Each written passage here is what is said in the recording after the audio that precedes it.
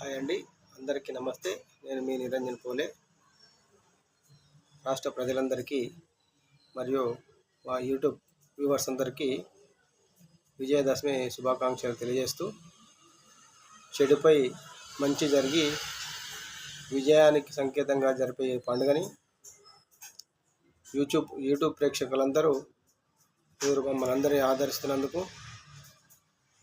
నా వీడియోలను ఎప్పటికప్పుడు మీరంతా అభినందిస్తున్నందుకు మీ అందరికీ మరొక్కసారి హృదయపూర్వక విజయదశమి శుభాకాంక్షలు.